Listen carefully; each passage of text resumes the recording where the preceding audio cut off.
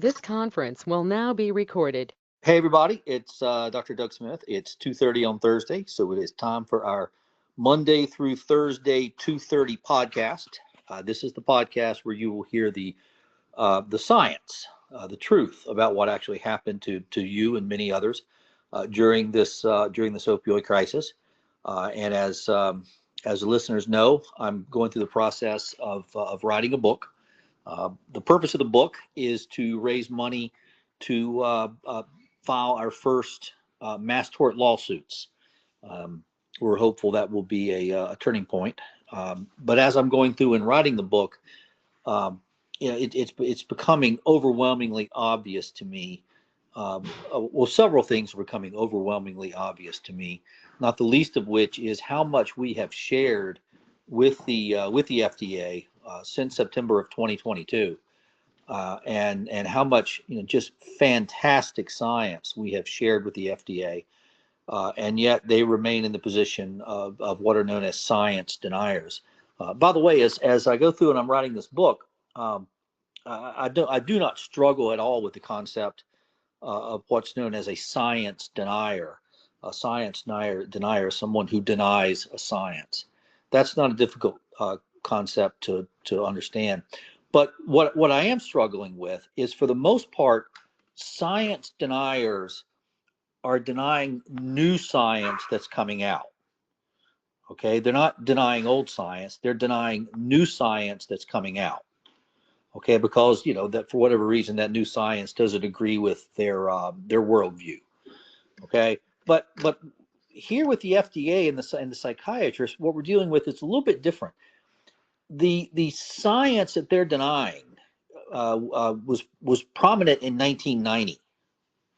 Okay, the science that they're denying was there before they began pushing their dopamine theory of addiction, their brain disease model of addiction, that opioid addiction is due to a brain disease. Okay, that came after 1990. So they're in essence denying existing science that had already been done and put to bed, as opposed to denying new science as it's coming out. They're denying old science, which to me is especially reprehensible. Okay, science shouldn't be denied at all, but to deny existing science so that you can promote something that favors you. And let's be honest, the psychiatrist, they got to be the expert. There's no doubt that promoting a concept of opioid addiction favored the psychiatrist. I was reading through the testimony of some of the prominent government figures that testified in front of Congress, as was Dr. Ingrid Olsen. I was reading her testimony before Congress, and they're talking about hundreds of millions of dollars being allocated. Okay, that went to these psychiatrists. That went to these brain disease model of addiction people. Okay, a lot of it got used up in programs and counseling, which were run by these people. I mean, they financially, this was a financial windfall for them. And there's no escaping that fact. But in order to reap the financial windfall, they had to deny existing science. And the existing science that they denied, the one that really gets me, is the Dell study from 1990, where we actually see what happens in opioid withdrawal. Now, as you guys know, I don't like the term opioid withdrawal. I prefer to use the term signature disease. But when I say signature disease, people may not understand what I mean. But when I say opioid withdrawal, people understand what that term means. But Dell in 1990 showed us with clarity what opioid withdrawal was. It was a loss of control of the nerves that control the internal organs. That's what it was. It was, and therefore, since you lost control of the nerves controlling the organs, you lost control of the organs.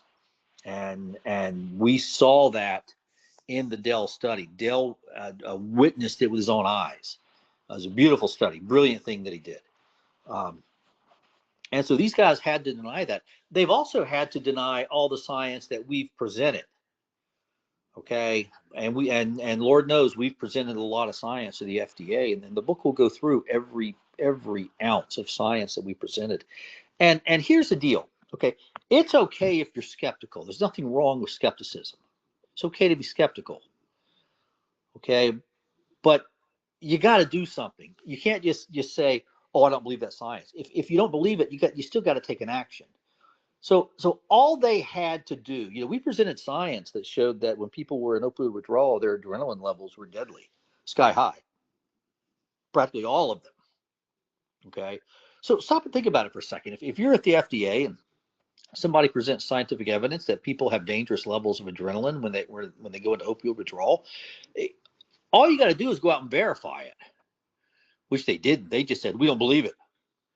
Okay, no, you don't get to say we don't believe it. You got to go and verify it. All they had to do was go to any major metropolitan area with a stack of $100 bills and say, hey, is anybody in opioid withdrawal? I am. Hey, $100, we'll draw your blood. Anybody else? Yeah, me. Hey, $100, we'll draw your blood. Anybody else? Yeah, hey, and now they got to get permission to have their blood drawn. You got to do an informed consent. You got to tell them you're using the blood for a study. But they could have known in 3 days. Okay, they could have known in 3 days, but they didn't do that. Okay, they could have, but they didn't. One of the things that I've learned in emergency medicine is you can always explain why you did something. Okay, especially when you're trying to save a life. You can always explain why you did something. Okay, but sometimes it's real hard to explain why you didn't do something. Sometimes it's real hard to explain why you did nothing. And this is where we are with the FDA. Okay, you may not agree with our science. That's cool. We get that.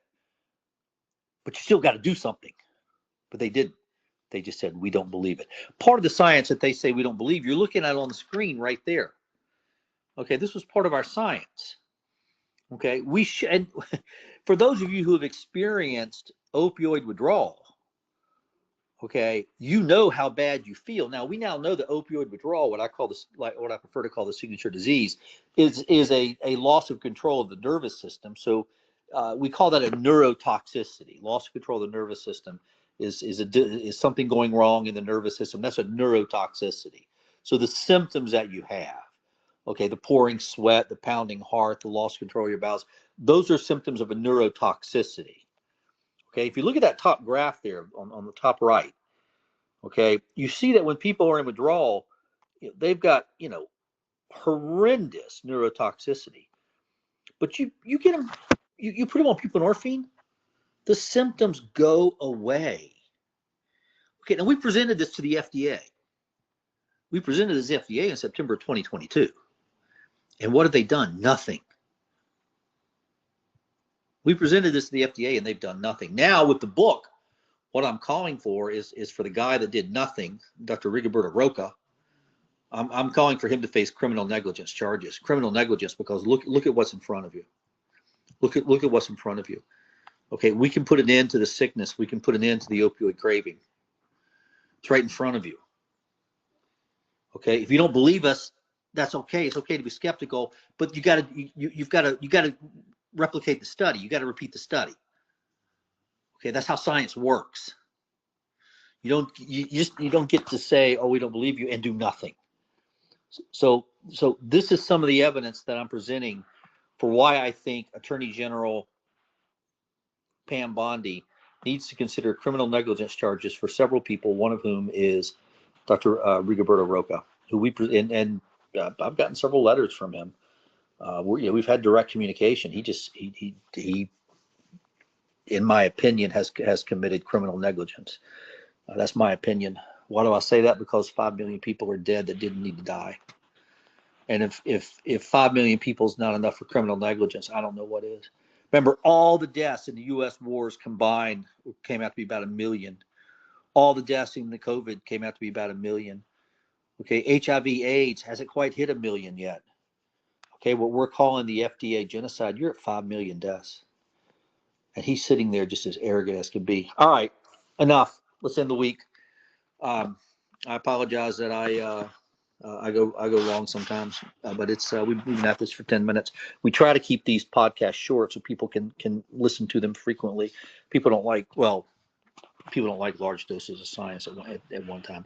Anyway, thank you everybody. Thank you, Alex. Remember, don't like us, subscribe us. Don't forget to post this podcast on your social media and everybody else's social media. Have a great weekend, and we will see you on Monday.